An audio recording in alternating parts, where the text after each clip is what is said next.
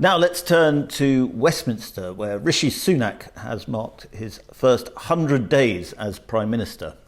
I am joined by the great Katy Balls, our politics editor. Katy, it's been... I would think even the most ardent Rishi defender would say it hasn't been a glorious first 100 days for this Prime Minister. Is that fair? You'd think so. Yeah. We don't have the most ardent Rishi defender here. But I think I think what's interesting is lots of people there's been a narrative recently, which is, Rishi Sunak's honeymoon is over. I would argue he maybe never had a honeymoon.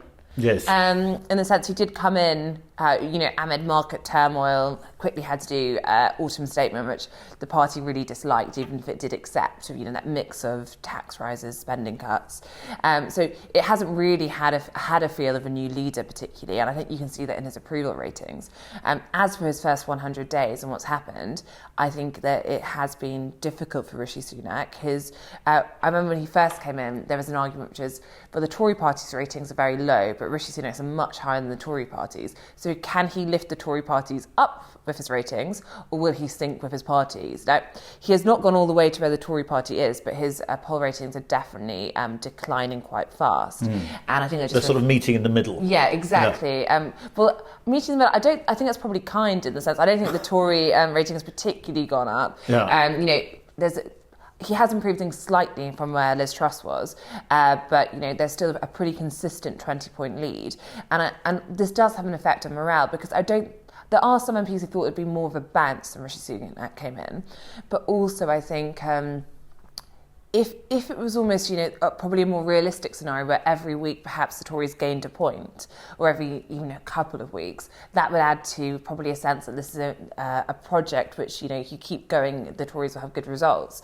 Whereas that's not really happened, and there's lots of reason to see why. If you look at the state of the economy, cost of living, the recent Tory rows on sleaze, there's lots of factors which are making it hard for Rishi Sunak to do. But it does just mean, as he marks 100 days, I think the mood in the Tory party is pretty low, and there's a difference between low and being regicidal. I don't think it's in that place, but I think there's just a sense of, are we really going to be able to turn things around? Because among the public, I think there's a sense of perhaps a little bit of sympathy, because he's obviously got a very, very difficult job on any number of fronts.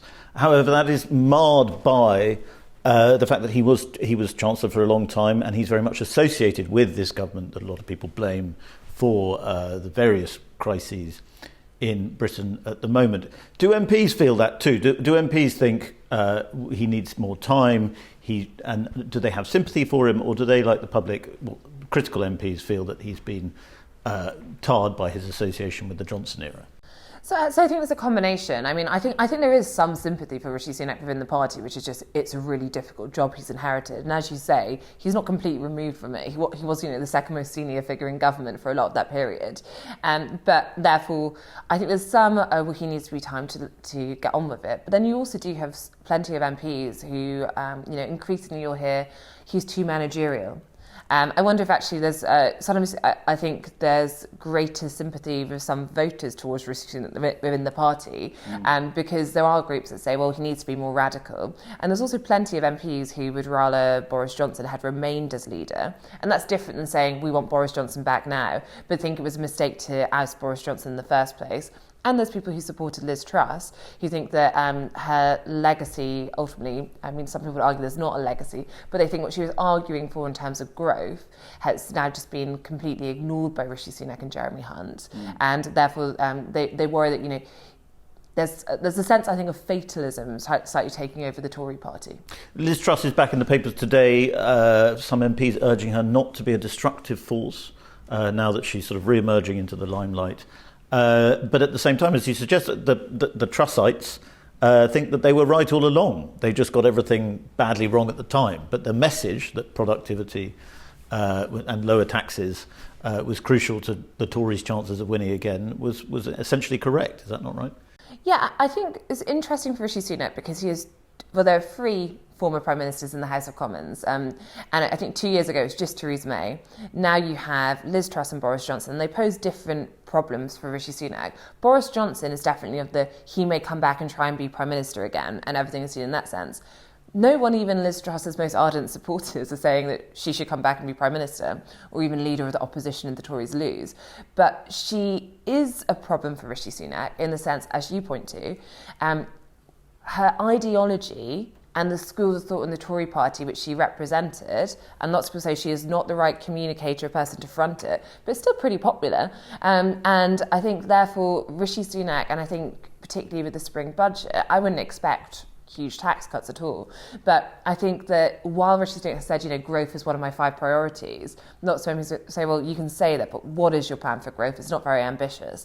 So in a way, I think this group are actually easier for Rishi Sunak to get on side than some of the Boris Johnson hardcore supporters, because it's less about the personality, it's more about the policies. But the problem is, I think lots of the Trussites, as we may call them, feel as though that it's just not at all even entertained the idea of looking at some of the things this Truss suggested. It's all just seen as completely toxic, and therefore they feel a bit, I suppose, patronised. And some would say, well, if your premiership ends like that, you shouldn't be heard. But there are lots of MPs who don't think low taxes and supply-side reform should go because of a short premiership. And finally, Katy, your column this week, brilliant column, you say the big question among Tory MPs is it 1992 or is it 1997?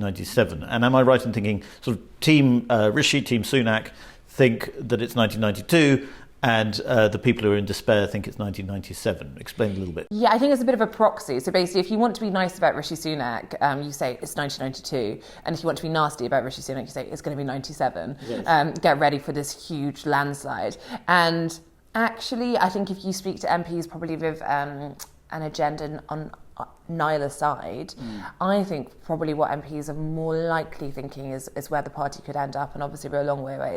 It's actually a graceful defeat, so somewhere between the two. Yeah. And you hear Tory MPs talk about how if Labour just get a small majority, which they think there's a decent chance if you just look at what is needed for that large majority, the fact you would expect the polls to tighten near an election. We'll see if it happens this time around.